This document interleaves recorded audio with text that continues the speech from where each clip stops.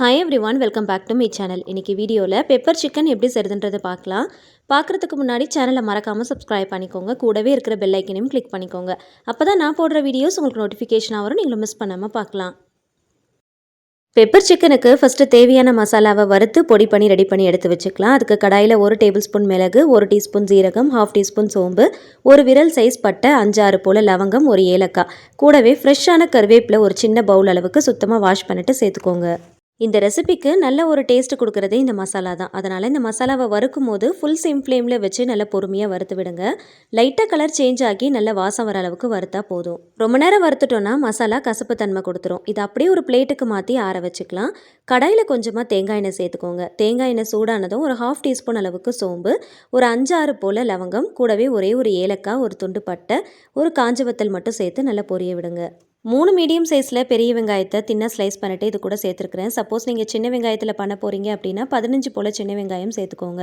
இப்போ இந்த ரெசிபிக்கு தேவையான அளவுக்கு கொஞ்சமாக கல் உப்பு சேர்த்து நல்லா வதக்கி விட்டுக்கலாம். தேங்காய் எண்ணெயில் செய்யும் போது இந்த ரெசிபியோட டேஸ்ட் ரொம்ப நல்லாயிருக்கும். சப்போஸ் உங்களுக்கு தேங்காய் எண்ணெய் பிடிக்கல அப்படின்னா நீங்கள் நல்லெண்ணெயில் கூட செஞ்சுக்கலாம். வெங்காயம் நல்லா வதங்கி கண்ணாடி பதம் வர அளவுக்கு வதக்கி விடுங்க.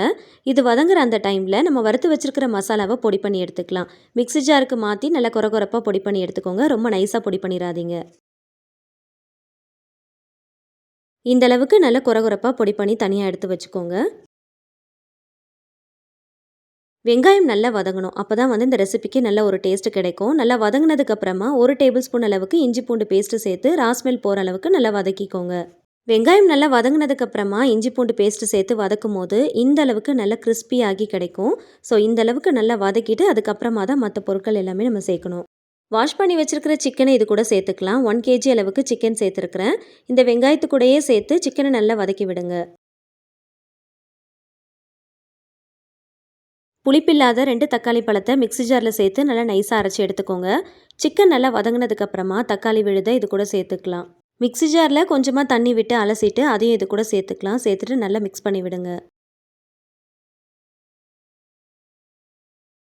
தக்காளி விழுது சேர்த்து நல்லா மிக்ஸ் பண்ணதும் மூடி போட்டு ஒரு 5 நிமிஷத்துக்கு மீடியம் ஃப்ளேமில் நல்லா வேக விடுங்க. சிக்கன் நல்லா வேகும் போது ஆட்டோமேட்டிக்காக வாட்டர் எல்லாமே ரிலீஸ் ஆக ஆரம்பிக்கும். இப்போ தேவையான மசாலா பொருட்கள் சேர்த்துக்கலாம். 1/2 டீஸ்பூன் மஞ்சள் தூள், 1 டீஸ்பூன் காஷ்மீரி மிளகாய் தூள், இது கூடவே வறுத்து பொடி பண்ணி ரெடி பண்ணி எடுத்து வச்சிருக்கிற மசாலாவையும் இது கூட சேர்த்து நல்லா வதக்கி விடுங்க. மசாலா பொருட்கள் சேர்த்ததும் கைவிடாமல் ஒரு 5 நிமிஷத்துக்கு மீடியம் ஃப்ளேமில் வச்சு நல்லா வதக்கி விடுங்க. நல்லா வதக்குனதுக்கு அப்புறமா ஒரு 1/4 கப் அளவுக்கு மட்டும் வாட்டர் ஆட் பண்ணிக்கலாம்.